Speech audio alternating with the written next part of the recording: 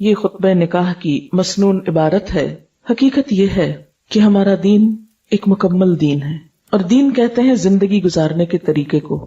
ہمارے دین نے ہمیں صرف نماز روزہ ہی نہیں سکھایا، یہ بھی سکھایا ہے کہ شادی اور غمی کے موقع پر کیا کرنا ہے، ازدواجی زندگی کی کیا ذمہ داریاں ہیں، شوہر اور بیوی کے ایک دوسرے پر کیا حقوق اور فرائض ہیں، اس دنیا کی زندگی کو کس طرح پرسکون، پرامن اور خوشگوار بنایا جا سکتا ہے، کیونکہ اسی پر دوسری زندگی کی خوشی کا انحصار ہے۔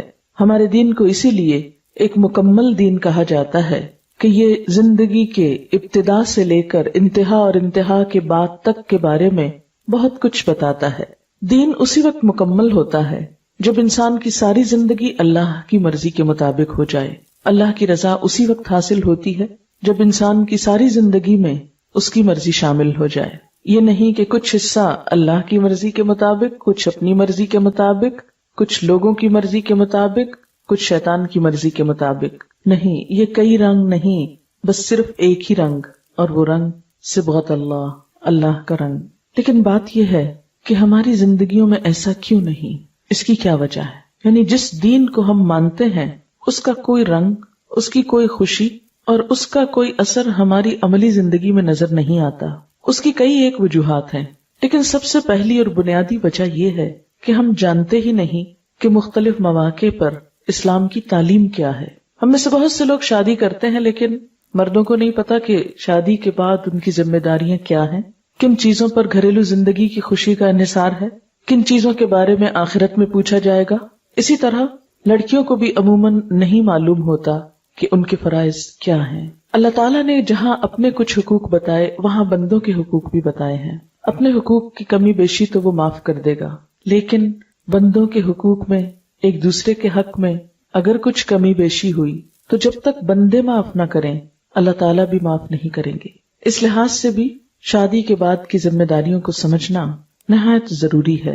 ان ذمہ داریوں کا ایک خوبصورت سبق اس خطبے کے اندر بھی دیا گیا ہے۔ شادی کے موقع کے حوالے سے اور بعد کے حوالے سے بہت سی تعلیمات خود اسی کے اندر پائی جاتی ہیں۔ اسلام میں خوشی کے مواقع بھی تعلیم کے لیے استعمال ہوتے ہیں تاکہ مسلسل لوگوں کو یاد دہانی کرائی جائے ان کی ذمہ داریوں کی۔ مثلاً آپ دیکھیں کہ عید کا دن ہے، خوشی کا دن ہے، لیکن اس روز بھی نماز کے ساتھ خطبہ ہوتا ہے جس میں یہ بتایا جاتا ہے کہ اس موقع کی ذمہ داریاں کیا ہیں۔ ہم ہر سال عید مناتے ہیں اور ہر سال نماز پڑھتے ہیں اور ہر سال خطبہ پڑھا جاتا ہے، کیوں؟ آخر ایک ہی چیز کیوں بار بار ریپیٹ کی جاتی؟ کیونکہ انسان بھولنے والی چیز ہے، کمزور چیز ہے، خطا کار ہے، تو بار بار کا سنتے سناتے رہنا انسان کی اصلاح میں مددگار ہوتا ہے۔ لیکن افسوس یہ کہ ہمارے ہاں زندگی کے ہر معاملے میں نہایت سمجھداری کا، شعور کا اور ہوش حواس سے کام لینے کا ثبوت دیا جاتا ہے، لیکن جہاں دین کی بات آتی، دین کا معاملہ آتا ہے تو اس میں عام طور پر ہم سمجھ بوجھ استعمال نہیں کرتے۔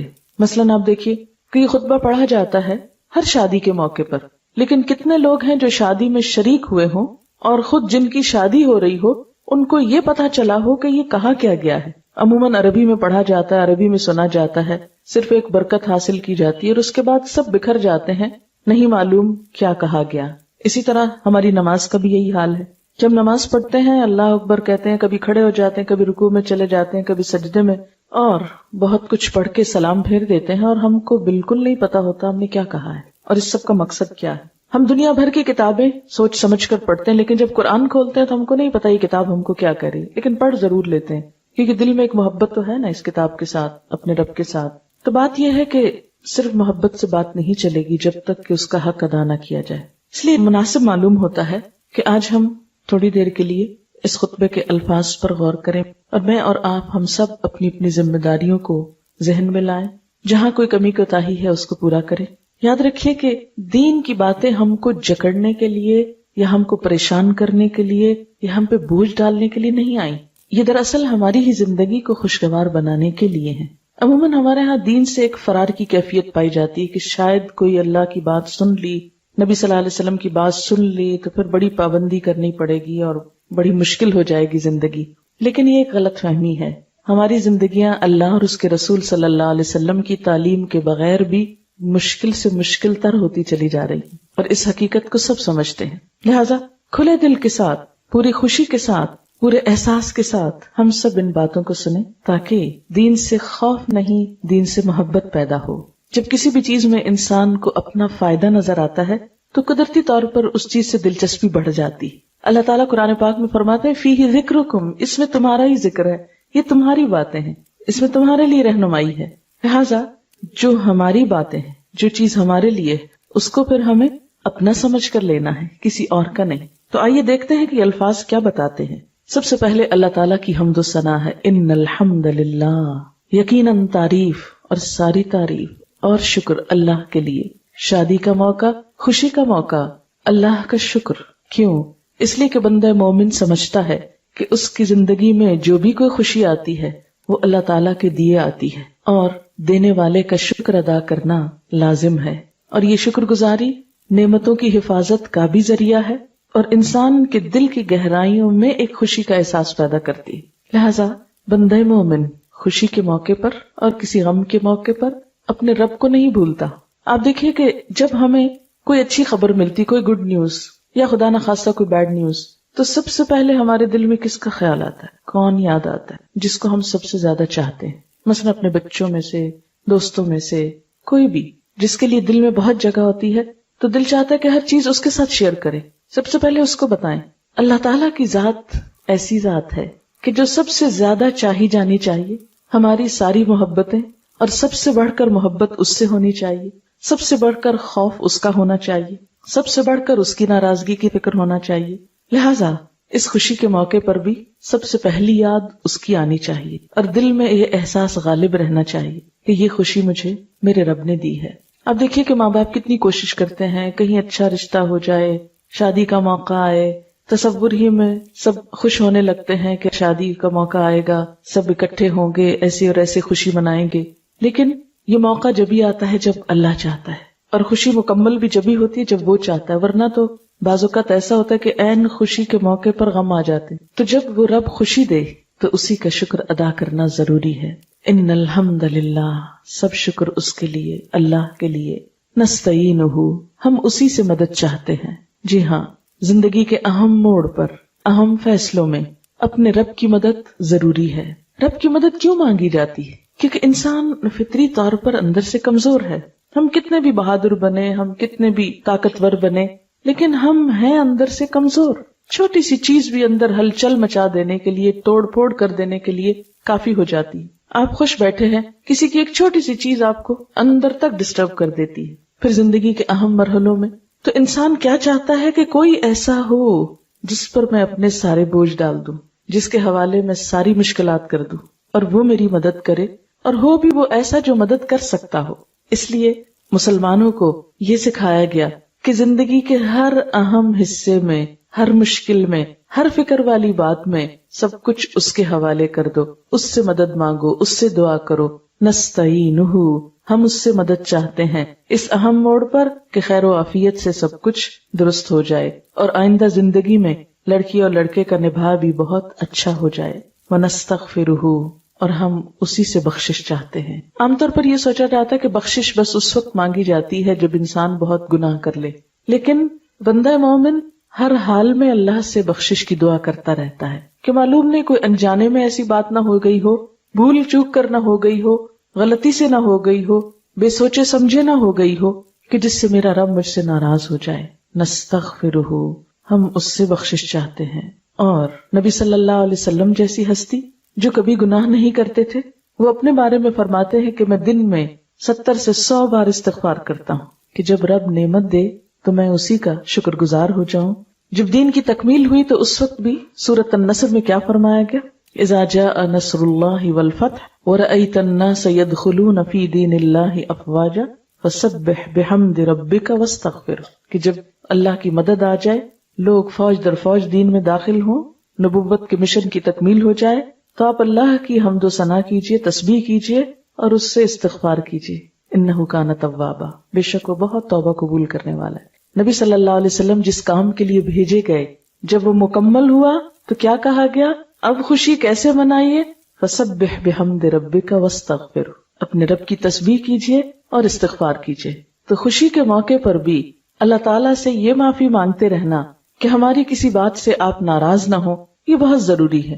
اور سچی بات یہ ہے کہ ہمارا رب جب ہم کو خوشیاں دیتا ہے تو ہم ایسے کام کرتے ہیں جس سے اللہ تعالیٰ ناراض ہو. عام حالات میں شاید گناہ کچھ کم ہوتے ہوں، لیکن خوشی کے مواقع پر عموماً ہر حد پار کر دیتے ہیں.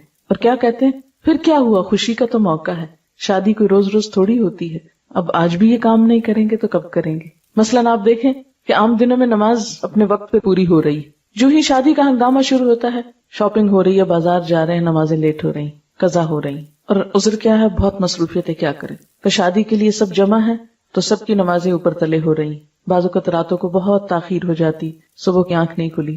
اور پھر دلہن کے لیے خاص طور پر یوں لگتا ہے جیسے لکھ دیا گیا ہو کہ نماز کی چھٹی، کہ کچھ گھنٹے تو اس کو بیوٹی پارلر میں گزارنے ہیں. اب اس وقت کیسے اٹھے وہ بیچ میں ادھورا سب کام چھوڑ کر، کیونکہ ٹائم ہی یہی ملا ہے. نماز کا وقت آئے گا، کوئی نہیں، اللہ معاف کرنے والا ہے، خیر ہے. اب باقی وقت اب سج بن کے بیٹھے، اب اس حال میں کیسے حرکت کریں، نماز معاف. اب سسرال کے گھر میں آئے ہیں نئے، وہ کیا کہیں گے، لو آتے ہی اب نماز پڑھنا چاہتی، دوسرے ڈسٹرب ہوں گے میری نماز سے، دوسروں کو تکلیف کیا دینا. لہٰذا طرح طرح کے عذر بہانے کر کے ہم اپنے فرض کو ایک طرف ڈال دیتے ہیں. پھر اسی طرح آپ دیکھیے کہ عام طور پر ہم جب اپنے گھر میں ہوتے ہیں تو غیبت، چغلی اور ان چیزوں کا موقع کم آتا ہے. جب خوشی کے موقع پہ اگلے پچھلے نئے پرانے سب لوگ اکٹھے ہوتے، سب رشتے دار، پھر پچھلے گلے شکوے یاد آ جاتے، پھر ناراضگیاں یاد آ جاتی، پھر ایک دوسرے کے راز کھلتے ہیں، کھولے جاتے ہیں. وہ اس کا شکوہ اس سے کر رہا ہے، وہ اس کی غیبت اس سے کر رہا ہے، وہ اس کے دکھڑے اس کے سامنے کھول رہا ہے، اور اس طرح بہت ساری غلط باتیں زبان سے نکلتی ہیں. یہی خوشی کے مواقع بہت سی ناراضگیوں کا سبب بن جاتا ہے. پھر آپ دیکھیے کہ جب ہم کسی مجلس میں ہوتے ہیں، شادی کے موقع پہ اچھا پہننا، اچھا کھانا کو منع نہیں ہے، اپنی استطاعت اور حیثیت کے مطابق کریں، اسراف نہ ہو، کیونکہ اسراف کرنے والے اللہ تعالیٰ کو پسند نہیں.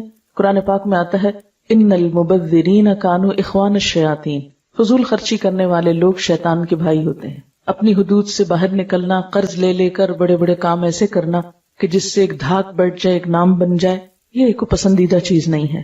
لیکن ہم ایسے مواقع پر صرف دکھاوے کے لیے، صرف لوگوں کو بتانے کے لیے کہ ہمارے پاس بہت کچھ ہے، ہم اس نیت سے بسا اوقات پہنتے بھی ہیں، پہناتے بھی ہیں، دلہن کو چڑھاتے بھی ہیں. تو اسلام میں ریاکاری، دکھاوا، اسراف، یہ سب ناپسندیدہ چیزیں. پھر آپ دیکھیے کہ شادی کے موقع پر کیا کرتے ہیں کہ جب تک بیٹھے رہتے ہیں لوگوں کا جائزہ لیتے رہتے، اس نے کیا پہنا، اس نے کیا پہنا، کسی کو دیکھ کے خوش ہوئے، کسی کو دیکھ کے کڑھے.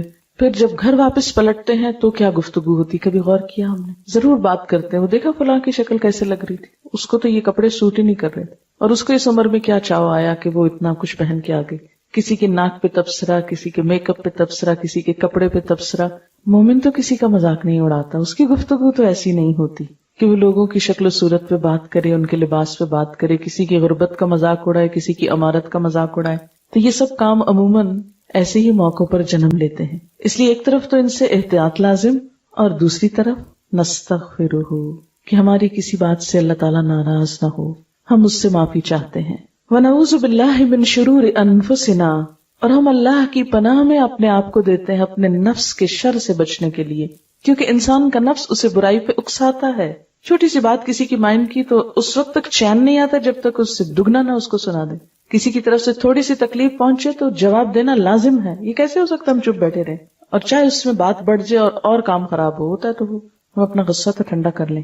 لہٰذا نعوذ باللہ من شرور انفسنا. حضرت یوسف علیہ السلام نے بھی کہا تھا کہ ان النفس لامارۃ بالسوء، یقیناً نفس تو انسان کو برائی پہ اکساتا ہی رہتا ہے، برائی پہ آمادہ ہی کرتا ہے، وہ تو برائی کی طرف ہی لے کے جاتا ہے. لہٰذا نفس کی ایسی باتیں جو انسان کو دنیا میں بھی نقصان دے تو ان کو ماننے میں خسارہ ہی ہے. دیکھیے کہ نفس کا شر ہوتا کیا ہے، دل کی تنگی، حسد، بغض، حرص، لالچ، طمع، دوسرے کے لیے برے خیالات، بدگمانی، نیگیٹو تھنکنگ، یہ سب کچھ نفس کا شر ہے. خود کو بڑا سمجھنا، لوگوں کو حقیر سمجھنا، اپنی کسی خوبی کا بہت زوم ہونا، یہ ساری چیزیں نفس کے شر میں آ جاتی ہیں. سب سے پہلے نفس کے شر کا شکار ہوا تھا شیطان، اور اس نے کیا کہا تھا، انا خیر منہ، میں اس سے بہتر ہوں، خلقتنی من نار وخلقتہ من طین، مجھے تو نے آگ سے بنایا، اس کو مٹی سے، میں اس کے آگے جھک نہیں سکتا.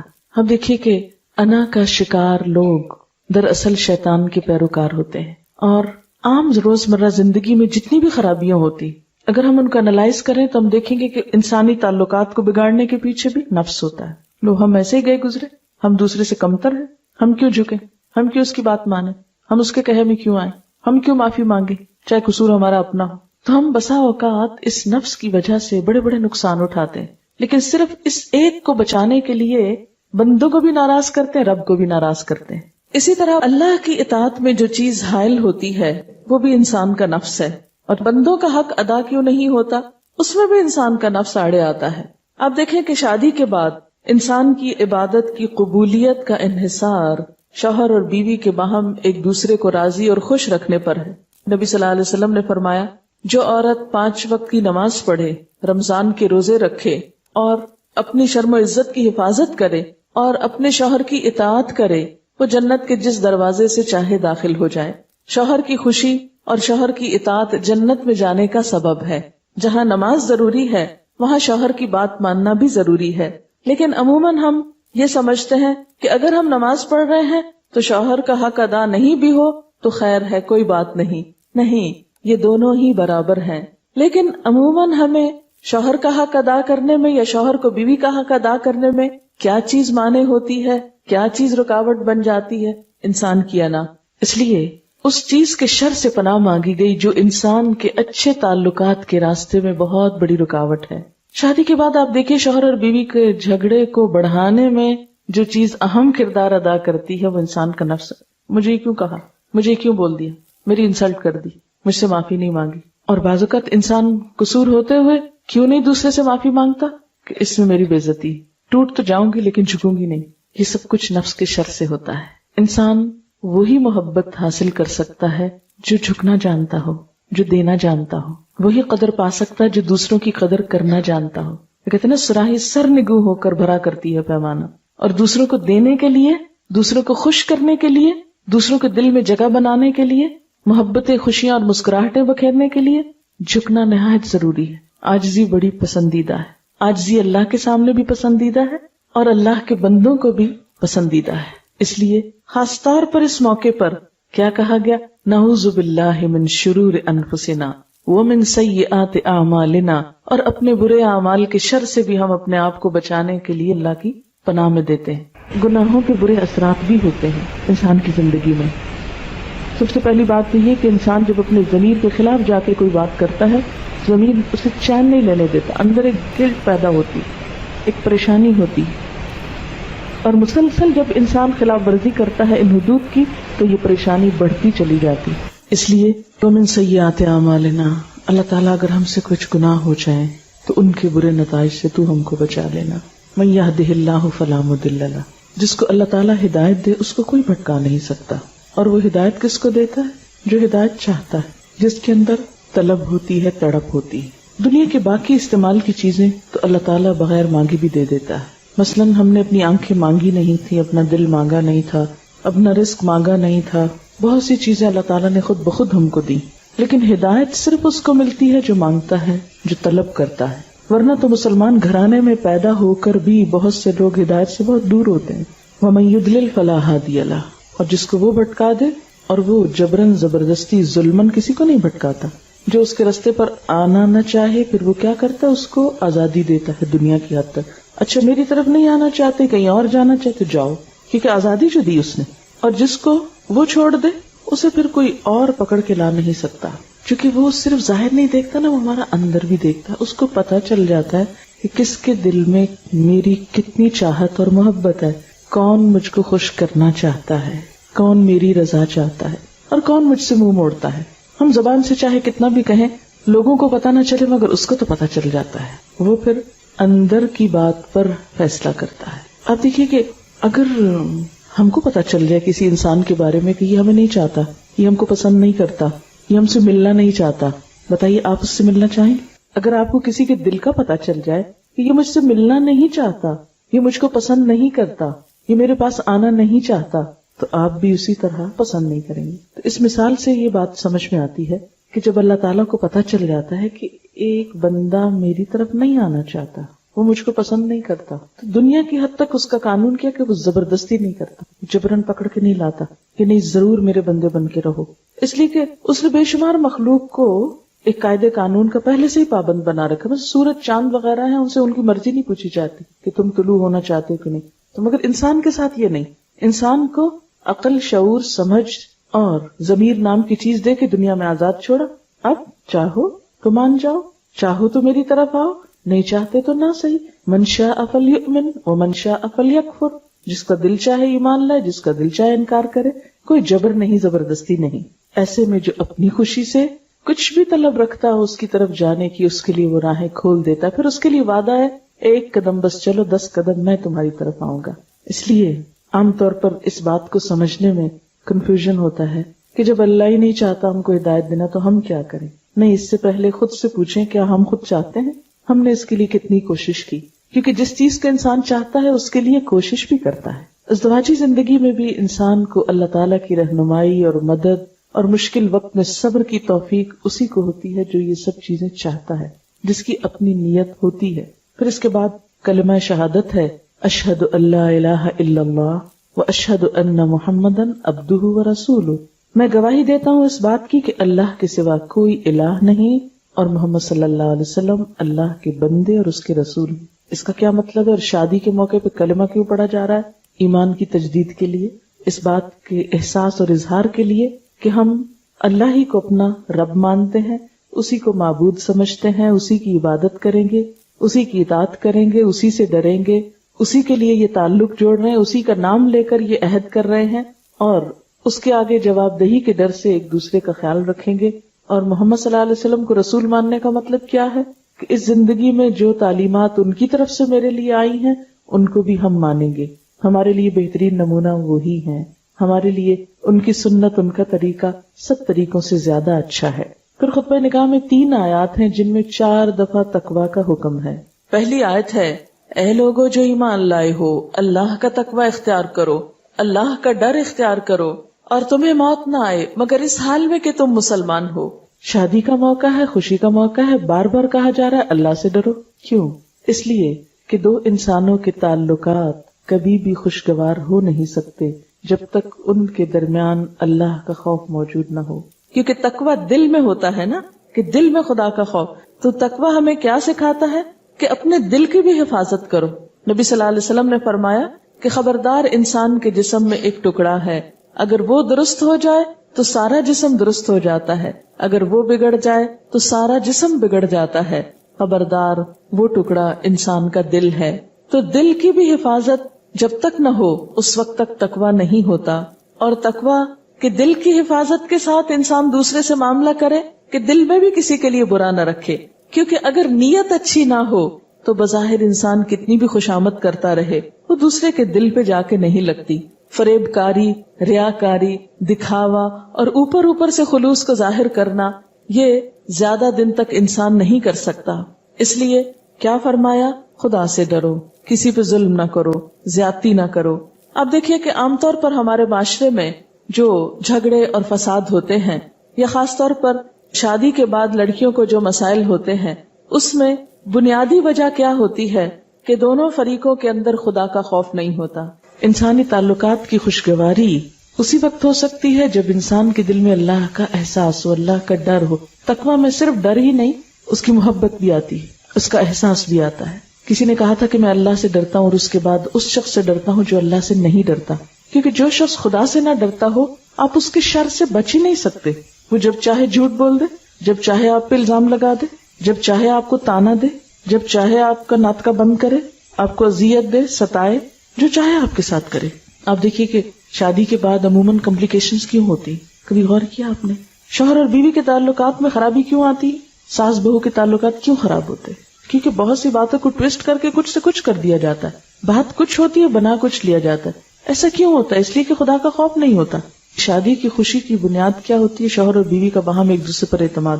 یہ اعتماد وہاں زیادہ ہوگا جہاں خدا کا خوف بیچ ہو. کیونکہ شوہر کو بھی اطمینان ہوگا میری بیوی مجھ کو چیٹ نہیں کرے گی، بیوی کو اطمینان ہوگا کہ میرا شوہر مجھ سے بے وفائی نہیں کرے گا، مجھے دھوکہ نہیں دے گا، میرے حقوق ادا کرے گا، میرے بارے میں اللہ نے جس کو ذمہ داری ڈالی اس کو پورا کرے گا. ہم عموماً سمجھتے کہ شادی کی خوشیوں کا انحصار زیادہ اچھے کپڑے پر، زیادہ خوبصورت جیولری پر، زیادہ اچھے گھر پر، زیادہ اچھی جاب پر شوہر کی، یا زیادہ پڑھی لکھی بیوی پر ہے. نہیں، یہ سب چیزیں ٹھیک ہے، مددگار ہیں، لیکن جب تک دونوں میں خدا کا خوف نہ ہو تو تعلقات اچھے نہیں ہو سکتے. بسا اوقات دونوں ایک دوسرے کے لیے اذیت کا سبب بنے رہیں. آپ نے دیکھا ہوگا کہ کچھ عورتوں کو یہ شکایت ہوتی ہے کہ شوہر مارنے پیٹنے پہ اتر آتے ہیں، چھوٹی چھوٹی بات، کھانے میں نمک کیوں زیادہ ہو گیا، دروازہ اونچا کیوں بند ہو گیا، بچے کو کیوں ڈانٹ پڑی، ہر وقت عورت ظلم و ستم کا نشانہ بنی رہتی. کیوں؟ اس لیے کہ خدا کا خوف نہیں. اللہ تعالیٰ ان سب باتوں کا حساب لے گا جو کسی پر بھی جبرن ظلمن زیادتی کی جائے.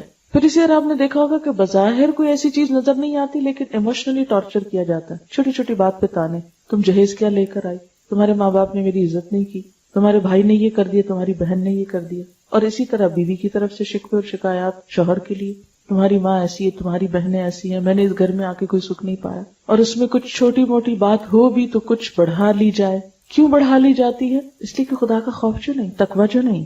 تقویٰ ہی وہ چیز ہے جو انسان کو بیلنس دیتا ہے، بات کرتے ہوئے احساس دیتا. اور اگر کوئی غلط بات منہ سے نکل بھی جائے تو جب انسان کو احساس ہو تو فوراً پلٹ بھی آتا، سوری یہ میری غلطی، میرا قصور ہے. کیونکہ انسان کو پتا ہے کہ میں بندوں سے چھپ سکتا ہوں، اللہ سے نہیں چھپ سکتا.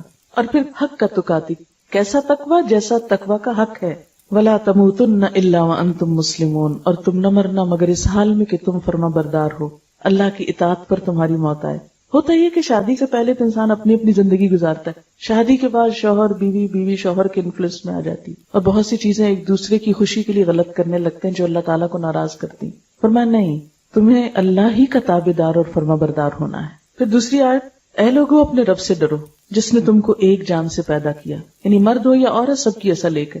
اور یہ بات بھی اس لیے ضروری ہے نا اس موقع پر کہنا، کیونکہ ہمارے معاشرے میں یہ احساس پایا جاتا ہے کہ عورت ایک کمتر چیز ہے. ضروری نہیں ہر جگہ، لیکن جہاں دین دنیا دونوں کی تعلیم نہیں وہاں عموماً عورت کی کوئی عزت نہیں.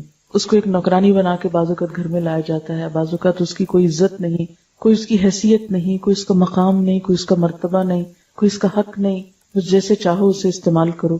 نہیں، دونوں ہی انسان ہونے کے ناطے محترم ہیں، دونوں کی اصل ایک ہے، دونوں انسان ہیں. جیسا دل مرد کے اندر ہے ویسا ہی عورت کے اندر ہے، بلکہ زیادہ نازک.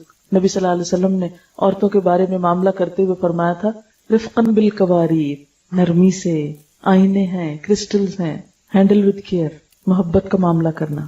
جیسے آپ دیکھیں نا کہ شیشے کا برتن اور جو زیادہ مہنگا ویسے کرسٹل ہو تو کتنا احتیاط سے اٹھاتے رکھتے ہیں. عورتوں کے ساتھ سلوک میں یہی مثال دی گئی کہ جیسے آئینے کو احتیاط سے اٹھاتے ہو، شیشے کی چیز کو احتیاط سے اٹھاتے ہو، احتیاط سے رکھتے ہو کہ کہیں دراڑ نہ آ جائے، کہیں اسکریچ نہ آ جائے، کہیں ٹوٹ نہ جائے. ایسے ہی ایک دوسرے کے اور خصوصاً عورت کے جذبات کا احترام کرنا، اس سے محبت سے پیش آنا. کیونکہ ایک لڑکی جب اپنا گھر بار چھوڑ کر آتی ہے تو اس کے لیے سب کچھ اجنبی ہوتا ہے، اسے عام حالات سے بڑھ کر محبت چاہیے ہوتی، حتیٰ کہ وہ اس گھر سے مانوس ہو جائے. لیکن بسا اوقات سسرال کی ایکسپیکٹیشنز فوری طور پر بہت بڑھ جاتی. ایک ایک چیز میں پورا جائزہ لیا جاتا ہے، دوربین لگا کے کھنگالا جاتا ہے کیا آتا ہے کیا نہیں آتا. اگر اسی جگہ اپنی بیٹی کو رکھا جائے تو ہو سکتا ہے اس سے بھی گئی گزری ہو، لیکن بیٹی کے قصور کبھی نظر نہیں آتے ماں کو. محبت جو ہے، مگر کسی کی بیٹی جب آتی ہے تو اس کی چھوٹی چھوٹی بات بھی بہت بھاری لگنے لگتی اور چھوٹی چھوٹی چیز پہ انسان مایوس ہونے لگتا ہے، دل ہارنے لگتا ہے. یہاں تو گزارا مشکل. حالانکہ ایک پودا کہیں سے آپ نرسری سے لا کے گھر لگاتے ہیں اپنے لان میں، ہم نے دیکھا ہوگا کہ اس کو جڑ پکڑنے میں ذرا ٹائم لگتا ہے، اور پہلے وہ مرجھاتا ہے، پھر وہ جڑیں پکڑتا ہے، پھر وہ مضبوط ہوتا ہے، پھر برگبار لاتا ہے، پھول اور پھل لاتا ہے. بالکل ایک بچی جب نئے گھر میں آتی ہے تو پہلے وہ کملاتی ہے، ایڈجسٹمنٹ میں ہوتی ہے کچھ مشکل، پھر آہستہ آہستہ وہ اس سے مانوس ہوتی ہے، اس کی جڑیں وہاں مضبوط ہوتی ہیں، پھر وہ ماں بنتی ہے، پھر وہ اس خاندان کے اندر ایک اہم مقام حاصل کر لیتی. تو ایک نئے پودے اور ایک بھرپور درخت میں بہت فرق ہوتا ہے. کسی آنے والی بچی کو اپنے اوپر قیاس نہیں کرنا چاہیے. مثلا ساس ہی ہے، یہ نہ سمجھے کہ جو ہنر اور سکلز مجھ کو آتے ہیں وہ آنے والی بچی کو بھی سب آتے ہیں. نہیں، اگر ساس اس کو صرف اپنی بیٹی سمجھ لے اور اتنا ہی معاف کر دے جتنا اپنی بیٹی کو معاف کر دے. مثلا اپنی بیٹی 10 بجے دن تک سوتی رہے تو ہم کہتے ہیں ہائے بچی ہے نا، تھک جاتی بیچاری، کیا کرے. اگر بہو ایسا کر لے شامت آ جاتی. ڈبل سٹینڈرڈز ہے نا ہمارے، اسی لیے ہمارے گھروں میں خوشی نہیں ہوتی.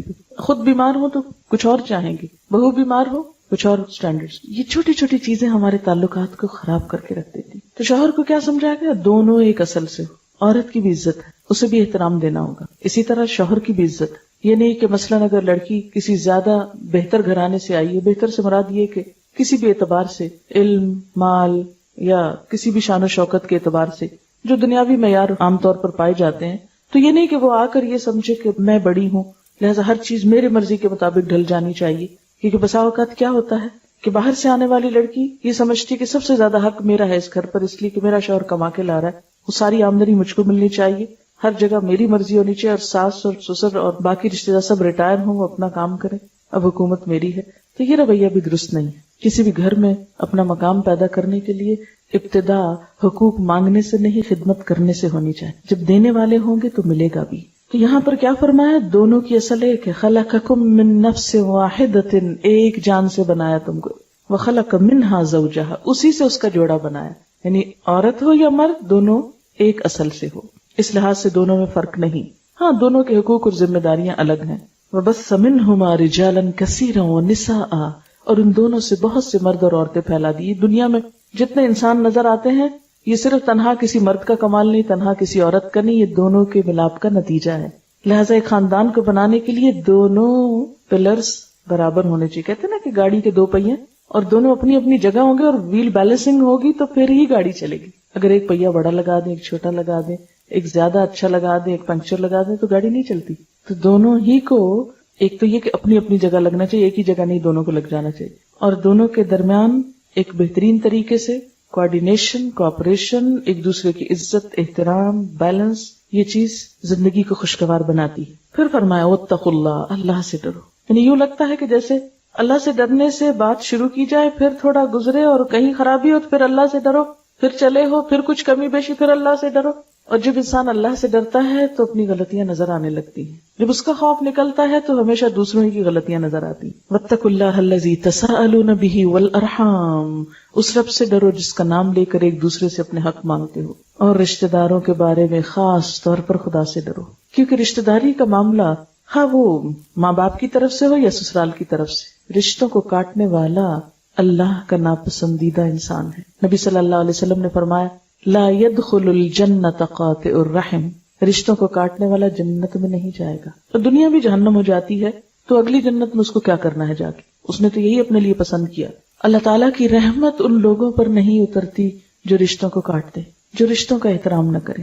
اور آپ نے دیکھا ہوگا کہ بسا اوقات ایک دلہن کے آنے سے یا ایک رشتے کی وجہ سے خاندان میں ایسے تفرقے پڑتے ہیں کہ سب کٹ کے رہ جاتے. یاد رکھیے اس معاملے میں عورت اہم ترین کردار ادا کرتی ہے. مرد بیچارے تو کمانے میں لگے رہتے ہیں، وہ تو باہر کی ذمہ داریاں ہی پوری کرتے رہتے ہیں، لیکن رشتوں کی جوڑ توڑ، تعلقات بنانا، بگاڑنا، لینا دینا، محبت نفرت، اس کی ابتدا عورت سے ہوتی ہے. ماں ہی ایک اخلاق سکھاتی ہے بچے کو کہ اس کو دوسروں کی قدر کرنا ہے. اسی طرح اگر عورت کے اندر صبر ہوگا تو مرد بھی نجات پائے گا، ورنہ اس کی بھی اللہ کے ہاں پکڑ ہو سکتی. پھر فرمایا ان اللہ کان علیکم رقیبا، بے شک اللہ تم پر نگران ہے، وہ نگرانی کر رہا ہے، وہ دیکھ رہا ہے. اس سے کیا چھپا سکتے ہو، اسے کیسے دھوکہ دے سکتے ہو؟ انسانوں کے سامنے تو تم فریب کر سکتے ہو. عموماً فریب کیا ہوتا ہے کہ انسان دوسروں کے سامنے تو بہت اچھا رویہ اختیار کرے لیکن بعد میں بھول جائے. پھر آخری آیت میں فرمایا یا ایھا الذین آمنوا، اے لوگو جو ایمان لائے ہو، اتقوا اللہ، اللہ سے ڈرو، وقولوا قولا سدیدا، اور سیدھی بات کہا کرو، درست بات کیا کرو. یصلح لکم اعمالکم، وہ تمہارے اعمال کی اصلاح کر دے گا. عام طور پر شادی کے موقع پر بہت جھوٹ بولے جاتے ہیں. بعض اوقات لڑکی یا لڑکے کی عمر چھپائی جاتی، بعض اوقات اس کا سٹیٹس چھپایا جاتا ہے. جب دھوکے کی بنیاد پہ شادی ہوتی ہے تو بعد میں بہت گڑبڑ ہو جاتی. اس سے بچنے کی ضرورت ہے کیونکہ انسان زیادہ دیر تک فیکٹس کو چھپا نہیں سکتا. اور جس تعلق کی ابتدا جھوٹ پر ہو رہی ہے، اور تعلق بھی وہ کہ جس میں کچھ چھپا نہیں رہ سکتا کیونکہ زندگی بھر کا ساتھ ہے، اب غم خوشی دکھ سکھ اچھا برا سب ساتھ ہے، تو کب تک کیا چھپایا جا سکتا ہے. اس لیے خاص طور پر فرمایا قولوا قولا سدیدا، دھوکے کی بنا پر نہیں، سیدھی بات کیا کرو اور اس بنا پر رشتے قائم کرو. یصلح لکم اعمالکم، فکر یہ ہوتی ہے نا پھر رشتہ نہیں ہوگا، نہیں ہو جائے گا، جہاں قسمت میں ہو جائے گا، اور اللہ حالات بھی درست کر دے گا، تمہارے حالات بہتر کر دے گا. وَيَغْفِرْ لَكُمْ ذُنُوبَكُمْ، اور تمہارے گناہوں کو معاف کر دے گا. وَمَن يُطِعِ اللَّهَ وَرَسُولَهُ، اور جو اللہ اور اس کے رسول کی اطاعت کرے گا، فَقَدْ فَازَ فَوْزًا عَظِيمًا، وہ بہت بڑی کامیابی پائے گا. تو گویا انسان کی کامیابی کا انحصار کس بات پر ہے؟ اللہ اور اس کے رسول صلی اللہ علیہ وسلم کی بات ماننے پر. تو آئیے دیکھتے ہیں کہ اللہ اور اس کے رسول صلی اللہ علیہ وسلم شوہر اور بیوی کو کیا حکم دیتے ہیں کہ وہ ایک دوسرے کا خیال کس طرح رکھیں. پہلی بات تو یہ کہ دونوں کے تعلق کو ایک دوسرے کے لیے ناگزیر قرار دیا گیا. شادی ایک ضرورت ہے انسان کی. انسان تنہا کبھی بھی اس طرح خوش نہیں رہ سکتا جس طرح وہ ایک خاندان میں رہتا ہے. یہ انسان کی ایک بالکل فطری ضرورت ہے. پھر دونوں کو ایک دوسرے کا ہمدرد اور غم گسار بنایا گیا. فرمایا کہ اس کی نشانیوں میں سے ہے کہ اس نے تمہاری ہی ذات سے تمہارے لیے جوڑے بنائے اور تمہارے درمیان محبت اور رحمت پیدا کر دی. مغرب میں آج ہم دیکھتے ہیں کہ مرد اور عورت کو ایک دوسرے کے مقابل لا کھڑا کیا گیا, ایک کمپٹیشن کی فضا پیدا کر دی گئی, جبکہ اسلام کیا کہتا ہے؟ ہن لباس لکم وانتم لباس لہن. وہ تمہارا لباس ہے, تم ان کا لباس. لباس انسان کے جسم کو سکون بھی دیتا ہے, خوشی کا سبب بھی ہوتا ہے, عزت اور آنر کا سبب بھی ہوتا ہے, انسان کو پروٹیکٹ بھی کرتا ہے, انسان کے عیب چھپاتا ہے, موسم کی سختیوں اور تلخیوں سے بچاتا ہے, زینت کا سبب ہے.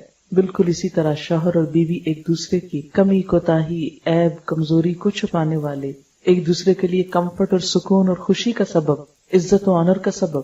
جب کوئی شخص اپنا ہی لباس پھاڑتا ہے تو خود ننگا ہوتا ہے نا, اس سے بڑھ کر بے وقوف کون ہو سکتا ہے جو اپنا لباس پھاڑے, خود کو نمایاں کرے. تو اسی طرح جو شوہر بیوی کی اور جو بیوی شوہر کی برائیاں کرتے ہیں, اپنے ہی لباس کو پھاڑتے ہیں, اپنے ہی لباس کو داغدار کرتے ہیں, اپنی عزت و آبرو پہ حرف لاتے ہیں. ٹھیک ہے, آپس کا اختلاف ہو سکتا ہے, ایک دوسرے سے گلے شکوے ہو سکتے ہیں, آسان صورت ہے آپس میں ہی نبھا لیا جائے, ایک دوسرے سے ہی سلجھا لیا جائے معاملہ. لیکن عموماً ایسا نہیں ہوتا. آپس میں معاملات کو درست کرنے کی بجائے باہر بات نکال دی جاتی. بعض اوقات لڑکی اپنے پیرنٹس سے شکایت شروع کر دیتی. ماں باپ کا دل تو ویسے ہی بچیوں کے معاملے میں بہت چھوٹا ہوتا ہے, وہ چھوٹی سی چیز کو بہت ڈیپلی لیتے ہیں, بہت دکھ اور تکلیف محسوس کرتے, بعض اوقات انٹرفیئرنس کرتے, اس سے معاملہ اور بگڑ جاتا ہے. تو چھوٹی چھوٹی کمی بیشی ناراضگی کو ظاہر نہیں کرنا چاہیے. ہاں, جب معاملات بہت حد سے گزر جائیں, دونوں میں سے کسی ایک پر بہت ظلم اور زیادتی ہو رہی ہو, تو وہ تو پھر قرآن کا حکم بھی ہے کہ اسے تم کسی اور کے سامنے لے جاؤ, وہ تو الگ معاملہ ہے. لیکن عام طور پر روزمرہ کی زندگی میں جو ہر گھر میں چھوٹی موٹی اونچ نیچ ہوتی رہتی ہے, آپ دیکھیں کہ 2 برتن بھی ساتھ رکھیں گے تو ٹکرا جائیں گے, کہیں نہ کہیں ٹکراؤ ہو ہی جاتا ہے. ڈفرنس آف اوپینین, ایک دوسرے کی مرضی کے خلاف, ایک باہر جا کے کھانا کھانا چاہتا ہے, ایک گھر میں کھانا چاہتا ہے, ایک کو نیند آئی ہے, ایک جاگنا چاہتا ہے, ایک باتیں کرنا چاہتا ہے. چھوٹی چھوٹی چیزوں میں اختلاف ہو جاتا ہے. اور اگر اس میں بہت کھچاؤ ہو جائے اور دوسرے کی خواہش کا احترام نہ کیا جائے تو شادی کے شروع میں ہی بدمزگیاں شروع ہو جاتی. تو اس میں سیکریفائس کرنا, ایک دوسرے کے جذبات کا احترام کرنا, ایک دوسرے کو خوشی دینا, یہ اپنے لیے خوشیوں کی راہ ہموار کرنا ہوتا ہے. ہن لباس لکم وانتم لباس لہن. ایک دوسرے کو پروٹیکٹ کرو, ایک دوسرے کے مددگار بنو. پھر یہاں پر شوہر کے لیے کچھ حکم ہے اللہ تعالیٰ کے. پہلا حکم تو یہ ہے کہ وعاشروہن بالمعروف, ان عورتوں کے ساتھ بھلے طریقے سے زندگی بسر کرو, معروف طریقے سے. معروف کیا ہے؟ ایک تو ہے شریعت کی حد میں جو نیکی کا کام ہو, اور ایک کیا ہے کہ جو تمہاری عقل اور سمجھ اور عرف عام میں جو چیز درست معلوم ہوتی ہو, جس کو انسانی عقل بھی ریکمینڈ کرتی ہو, جس میں بظاہر کوئی خرابی کی بات نہ ہو. تو اپنے رویوں کو جج کرو. عاشروہن بالمعروف, عورتوں سے بھلے طریقے سے زندگی بسر کرو. اور اس کی مزید وضاحت آپ صلی اللہ علیہ وسلم کی حدیث کرتی ہے, لوگوں سنو, عورتوں کے ساتھ اچھے سلوک سے پیش آؤ, کیونکہ وہ تمہارے پاس قیدیوں کی طرح ہیں. تمہیں ان کے ساتھ سختی کا برتاؤ کرنے کا کوئی حق نہیں سوائے اس صورت کے جب کہ ان کی طرف سے کھلی ہوئی نافرمانی سامنے آئے. پھر اسی طرح بیوی سے خوش گمان رہنے کا حکم دیا گیا, کیونکہ گمان اچھا ہو تو تعلقات اچھے رہتے ہیں. آپس میں صلح اور مصالحت کے ساتھ رہنے کا حکم دیا گیا.